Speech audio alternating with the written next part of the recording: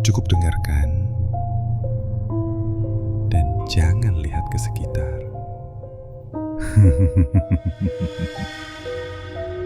Selamat datang di Jangan Didengar Sendiri.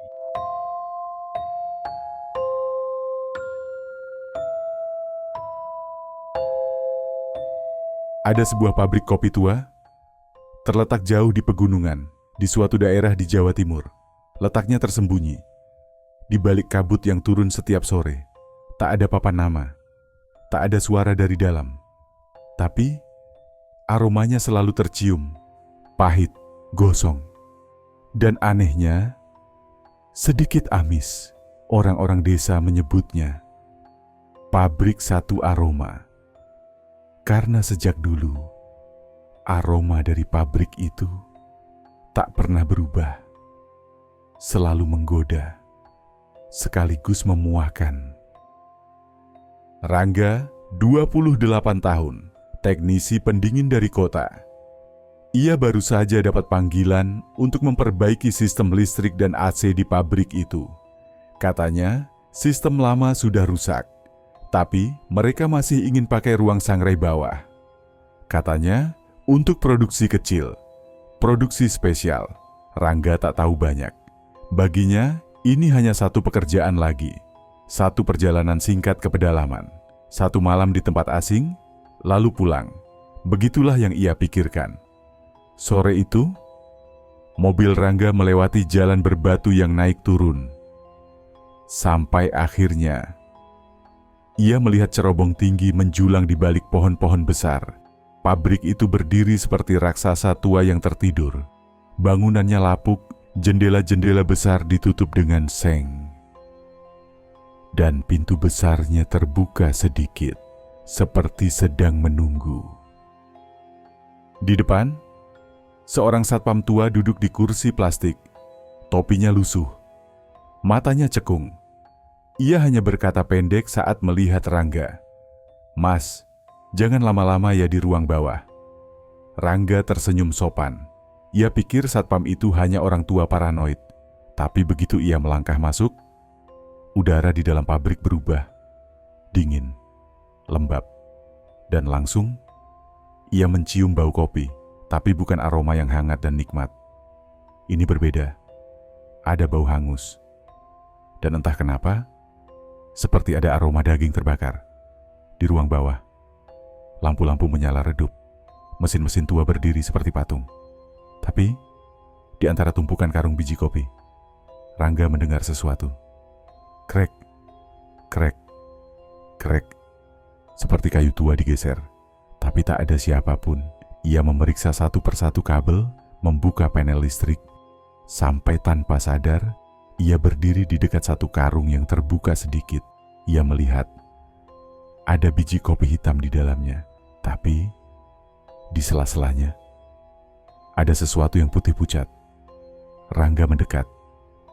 Ia menyingkap kainnya sedikit dan menemukan sepotong kuku masih menempel di ujung jari yang sudah hangus. Jantung Rangga berdetak kencang. Ia mundur. Tapi saat berbalik, ia melihat seseorang berdiri di balik mesin sangrai. Seorang pria tua.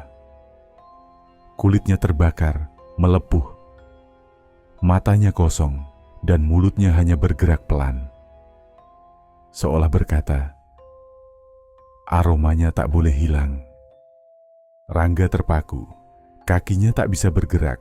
Sosok pria tua itu kini berdiri makin dekat. Dan tiba-tiba, lampu padam, ruangan jadi gelap total. Dalam gelap, Rangga bisa mendengar suara mesin tua yang mulai berdengung sendiri. Mesin sangrai berputar. Padahal tak ada listrik. Ia menyalakan senter dari HP-nya. Tapi yang ia lihat bukan mesin, melainkan dinding di belakangnya. Ada lukisan besar dari noda kopi gosong. Dan di tengahnya, tulisan samar. Aroma abadi, tubuh yang dikorbankan. Rangga mulai panik. Ia berlari menuju tangga keluar. Tapi setiap pintu terkunci. Ia terjebak di dalam. Nafasnya pendek, tubuhnya gemetar.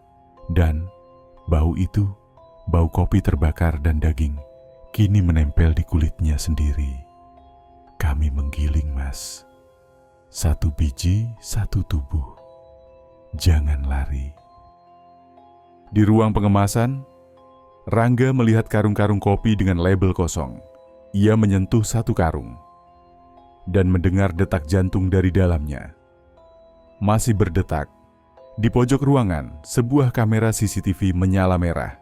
Ia dekati layar monitor, dan di situ terlihat dirinya sendiri.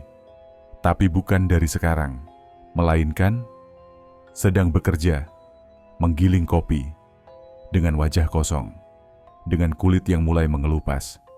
Rangga sadar, ini bukan sekadar pabrik. Ini tempat penggilingan jiwa. Satu persatu buruh yang meninggal, tidak dikubur, mereka diolah. Dan aroma yang selama ini terkenal itu, bukan dari kopi murni, tapi dari tubuh-tubuh mereka.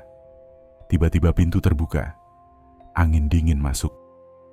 Dan Rangga melihat sosok satpam tua berdiri di ujung lorong. Mas, kalau sudah cium aromanya, nggak bisa pulang dalam keadaan utuh. Pagi harinya, beberapa warga menemukan mobil Rangga terparkir. Tapi kosong, tak ada tanda-tanda keberadaan Rangga. Pabrik pun tertutup rapat, dan tak ada yang berani mendekat. Tapi, dari dalam pabrik, asap tipis masih keluar dari cerobong, dan aromanya masih sama.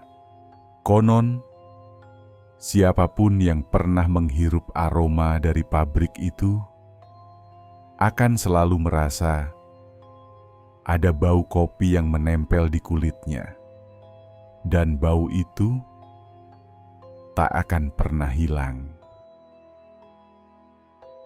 Sekian cerita kami kali ini. Meski bukan kisah nyata, semoga bisa menghibur dan menemani malammu. Terima kasih untuk teman-teman yang sudah mendengarkan dan selalu mendukung. Sampai jumpa di cerita selanjutnya. Dan ingat, jangan pernah dengarkan sendiri.